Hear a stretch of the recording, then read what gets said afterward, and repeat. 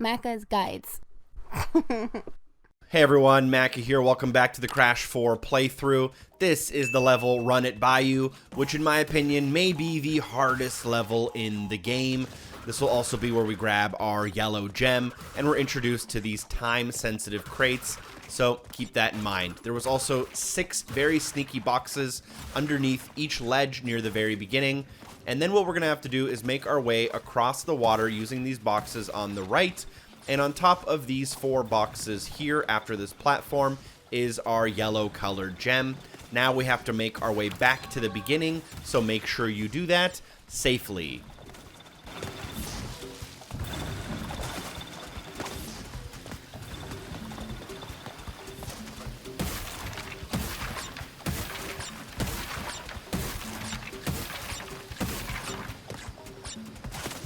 At this point, you can jump back to safety or jump straight onto the jet board, and we'll have to continue along with the jet board. Make sure you don't get squished by any of the platforms or hit any of the mines. We'll have to hit this time crate and then go through all of the time-sensitive crates. Again, watching out for mines and getting crushed. I think there's about 7 or 8 of these, so make sure you grab them all. Then you'll want to go up the middle, do not crush the boxes, and do not grab the checkpoint, although you can if you want. It doesn't really make a difference. We'll have to make our way back across the water using these boxes on the right. You want to keep as many of them on the surface as possible. You'll need to navigate your way back with these boxes. The reason this level sucks so bad is because everything is on a slight angle. So when you're jumping, you can't just jump straight back. You have to jump back, but also like compensate a little bit to your left, which makes these jumps just awful. Then you'll have to grab that one box that was chilling out there and then work your way all the way back to that checkpoint, grabbing all the boxes along the way. I like to hold my jumps and then double jump to make sure that I'm going to land exactly where I want to land. Grab the 3 boxes on the right, grab the checkpoint. We're at 55 out of 272. That's probably the hardest part of the level, although there is a jet board section at the end, which can also be pretty BS because you can miss some crates and then you'll never be able to grab them because there is a very strong current, unfortunately. Now, I'm going to leave you with a little bit of the gameplay. We're just going to be doing some pretty obvious platforming here. There's also going to be another time box and our bonus level. For this rope, you do have to jump a little bit forward, which makes me, really nervous, but overall not too bad.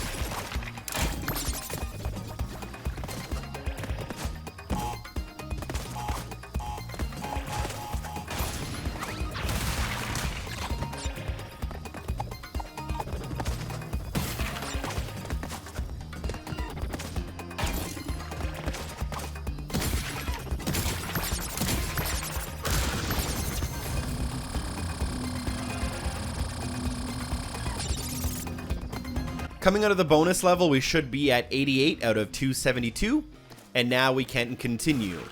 Now what we're going to do is watch out for all of these nitro boxes, and some of these barrels fall if you touch them, so we're going to have to time the rope off in the distance to make sure we don't mess up.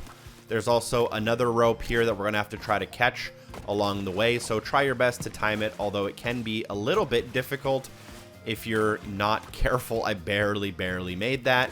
Now, there is more BS. Do not pass this section. There's a whole bunch of stuff to do. I'm going to grab those 2 fire crates. I'm going to grab the crates above this crate.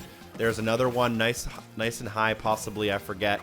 And then I'm going to grab that arrow crate. I'm going to do the checkpoint. And at the checkpoint, I have 97 out of 272. There is a hidden gem. Watch this. You go behind this barrel, activate a switch right here. This will activate some metal crates, and the metal crates are basically off screen right here in this corner. So I'm going to have to slide, double jump, and just hope to God that I actually make it. And there will be a hidden crate up here, or a hidden gem. So make sure we grab that hidden gem. Then what we can do is grab all these boxes and now hop on our jet board finally. So once we hop on the jet board, we're at 104 out of 272. 3 boxes at the beginning. The boxes during this section are pretty obvious, although they're just a little difficult because there's going to be mines and currents and whatnot. So just make sure you are safe. You should have a mask with you which can absorb you 1 hit from one of these mines, but will not absorb a hit from one of the whirlpools.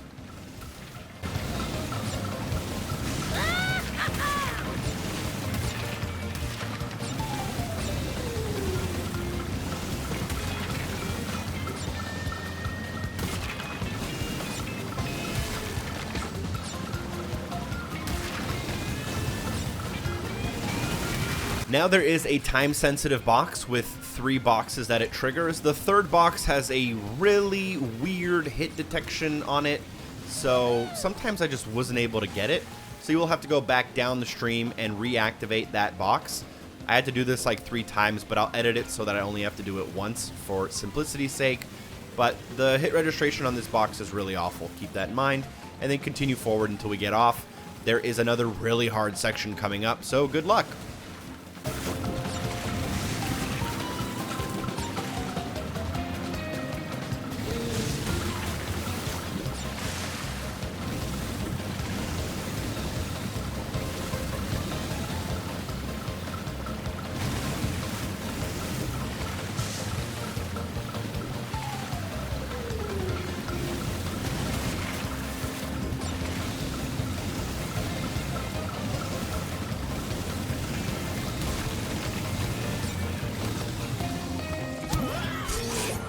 Alright, this section is very skill-based and very timing-based. You make 1 mistake, it is absolutely game over because there is a moving platform under you the entire time. Now, what we're going to need to do, I would highly recommend trying to memorize every single move, but I don't know if me providing commentary for each one would be particularly helpful. Just try your best to get through this gauntlet and make sure you do high bounces when you're trying to buy time and low bounces if you have too much time on your hands. You will also have to smash through crates. And for this jump up crate, there's actually nothing up here. I ended up just jumping up just to be safe, but there's actually nothing up there. Watch out for nitro crates. Obviously, you know, grab double crates when you can. Spin through them to be a little bit faster. You can slide under or crouch under. I got used to sliding under, but crouching is also extremely useful. And again, spin. Here we need to make sure we get up high enough to get both those. And then one in the middle. There is a flashback tape right here if you haven't died yet. I ended up basically spending my mask there on that last set of nitro. But if you don't have a mask, you will have to crouch. And then finally we made it here. TNT. Above that TNT there is a crate. Watch out for the fire crate. And there is a checkpoint here. And at this checkpoint, we're at 218 out of 272. I had to edit together a couple runs, which is why you see me having a couple deaths. For this waterfall section, go backwards and try to swim upstream the whole time, and then just steer left and right. This is the only legitimate way I've been able to get this part done consistently. Otherwise, it is a pain in my ass. So next up, you're just going to be continuing forward. Again, just try to swim upstream when you're trying to slow down, but keep in mind there is a very large turn radius on the jet board, so if you try to turn around and there's like obstacles near you, you will probably hit them, so keep that in mind as well. Make your way through the end, hit the nitro box, assuming we got the hidden gem, 0 deaths, and everything, you'll grab that perfect relic. 3 deaths or less, you will grab the what was it called? The gems, and before you know it, you'll be done. This level took me like, I don't know, over an hour to get the actual perfect relic. Even though you don't see it, I did it in a more risky way, which is why I'm showing you this clip instead. Then, at the end, the nitro crate, and you are good to go.